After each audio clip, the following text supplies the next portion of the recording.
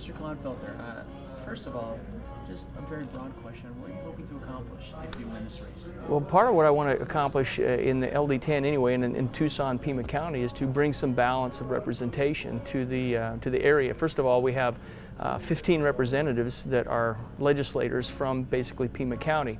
14 of them are from the Democratic Party, and what that means is we don't have much of a voice at the state capitol when the majority is the Republican Party. So if we had a few more Republicans mixed into the mix representing the area, I think we'd get a lot more accomplished and at least bring home a little more bacon from Maricopa County. Bring home the bacon to Maricopa County. Can you elaborate on that a little bit more? Well, there's always the discussion of inequality when it comes to monies that are being spent on roadways or whatever infrastructure that we want to improve upon down here. And they say that Maricopa's, they got better roads, they've got all these things. Well, there's reasons for that, and a lot of it has to do with just representation and trying to have a voice at the table. Again, if you're in the minority party and arguing with or discussing with the majority, sometimes you just don't get the equality that you'd like to have. Okay. Moving forward, what are some of the priorities you think Southern Arizona has? Well, industry and commerce is number one, because if we can expand our employment base and our industry base, we can expand our tax base, which means we have more revenue coming in that we can spend on programs that we all hope to have that would benefit the community.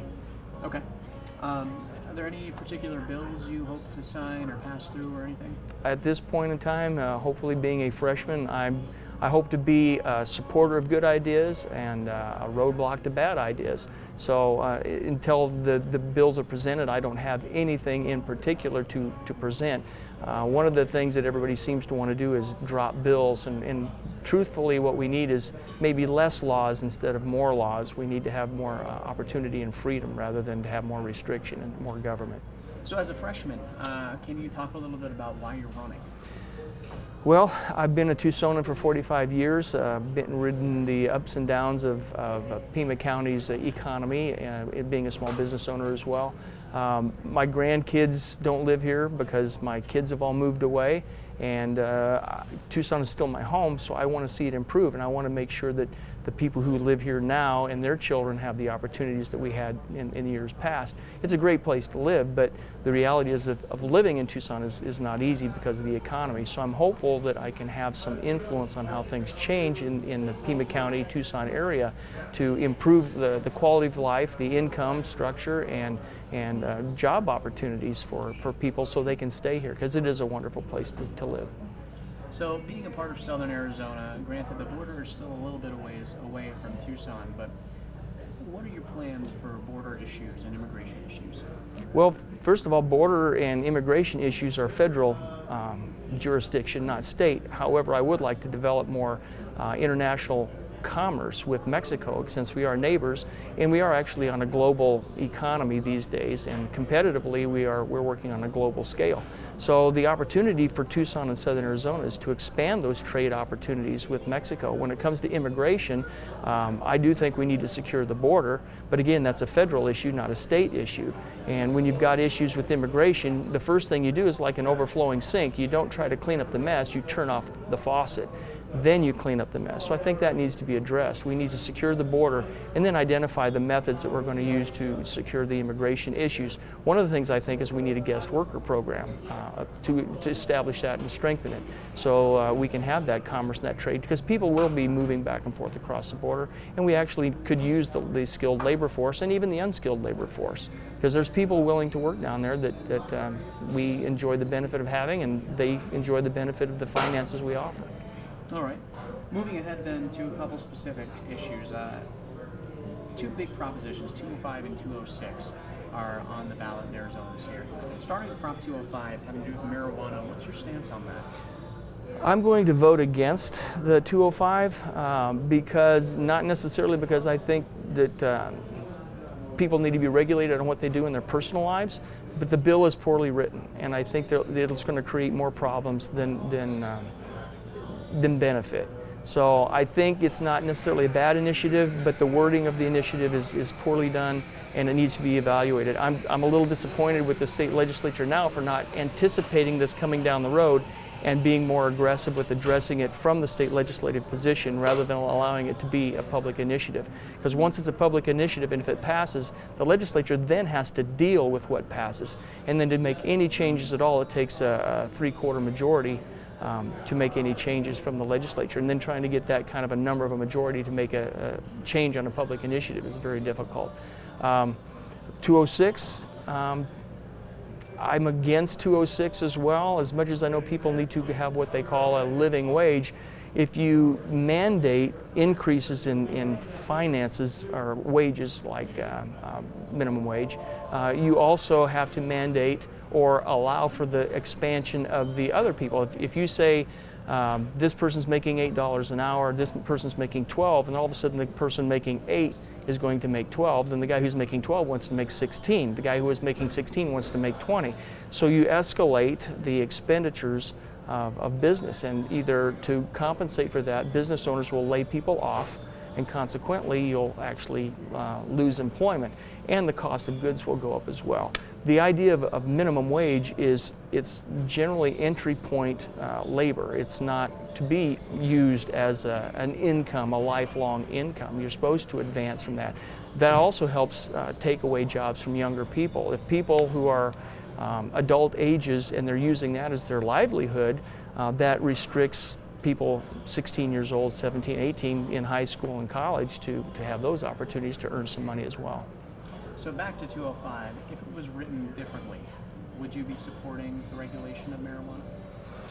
Well, marijuana is already regulated, but to make it recreational, I would probably support passing it because, again, individuals should be allowed to do what they want to do, but I also think that there's got to be some level of organization on it that's got a little bit more control. Alcohol is controlled, marijuana could be equally as controlled, and regardless of what people tell you, if you want to smoke pot, you're going to smoke pot.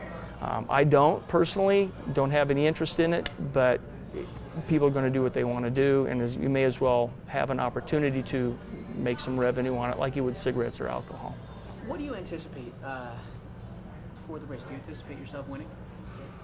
I don't want to jinx myself, but I'm confident this is my third run, and my name recognition is good, and people know me, and I think they're also looking for a little bit of change, a little bit more of a voice at the table, like we talked about, and the opportunity is there.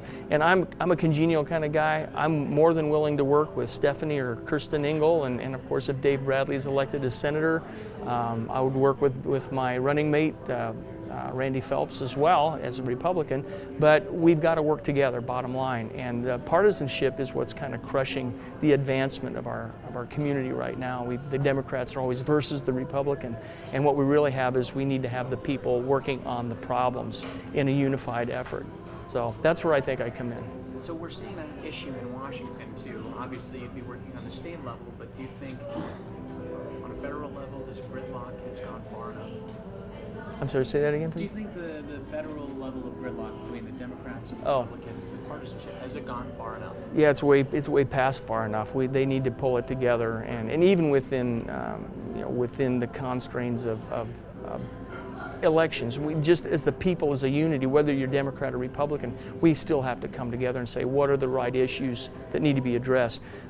We all want the same things. Everybody seems to want good economy, we want good jobs, we want reasonable pay, we want good education, we want good foreign policy. We all want that. Well, the question is, if we all want it, why don't we have it? And the division seems to be the pathway to achieve those things. It's not so much what's right or wrong, it's how do we get there, and that's where we differ, and that's where the differences lie, and that's what we got to overcome. That's where we throw our cards on the table, we negotiate and compromise. That's what it takes. So what is that pathway then? Dialogue, being willing to work together and not dispense with the name calling and just saying, well, those Republicans do this or the Democrats do that. We just need to focus on what is the problem, what's good for the community, what's good for the state, what's good for the nation. One more thing, and it's kind of an overall, we kind of hit on it with the economy, is funding. A broad tax base allows everybody to pay an amount, but not an exorbitant amount. So it's more people paying a little instead of a few people paying a lot. And ultimately what we've got to determine is sustainability. We talk about that with the environment. We got to do that with funding as well. We need more funding for education, but we don't just need more funding, we need sustainable funding. Something that's going to be there not for 2 years or 5 years or 10 years, but something that's always going to be there. One of the issues you face in Arizona is the two main sources of income for the state revenue is sales tax and income tax. And if the economy tanks, they both decline. So your funding goes away. So you don't have sustainability. So there needs to be a restructure of our tax system. And we also should probably restructure the way we fund our schools. So sustainability. The system has had a lot of issues. Right. How do you plan on fixing that, or what do you think needs to be fixed, or how do you plan on working with the Department of Education to fix these things? Well, it's, everybody comes back to the concept of funding, and I'm not convinced that funding is going to make students smarter. There's got to be the willingness to learn and advance. I tell people that I think the education system has turned into an industry rather than a commodity for the benefit of the community, for the benefit of the students. The students have to want to learn, and the administration needs to figure out ways to make the learning process better. Instead of teaching to a test, we need to teach the students how to learn to advance themselves and give them the opportunity. I'm a big fan of JTED, so that the students can get out of school with a skill that they can go to work with, rather than getting out of school and then getting a loan and going on into college. So many of college students these days, they'll change their major 2 or 3 or 4 times. They're not on the 4-year plan, they're on the 6-year plan. And by the time they get out, they're 26, 27 years old. They still don't know what they're going to do, and it's sometimes difficult to find a job. I'd like to see us evaluate the finances again. I'm not opposed to giving more money to education, but as a taxpayer, you can liken that to being an investor in a corporation. You want to see an ROI, return on investment. We're putting money into the school systems. What are we getting back? If they're failing and we keep putting money in and they keep saying we need more money, more money, more money, but we're not getting any improvement, you have to say, well, what do we got to do differently? Well, obviously that identifies that we need to do something differently. And to determine what that is again, the path between the Republicans and the Democrats on how we get there. We want good schools. We want the costs to be as reasonable as possible. But at the same time, we got to figure out how we get there. And that's where it's going to take the discussion. Do we have enough money? Maybe. How is it being allocated? They'll tell you that TUSD only gets less than 50 cents on the dollar actually makes it to the classroom. Well, what does that mean exactly? What's 50 cents on the dollar getting into the classroom? What does it mean to be in the classroom? Is that teachers' pay? Is it for books and materials? What is it really for? Can we dispense with some administration? Well, unfortunately, a lot of regulation that we have federally and on the state level requires that we have a lot of administrative staff to help keep up with the paperwork that's required to get the funding. So there's a lot of different things to look at, but a restructure, I think, is in order.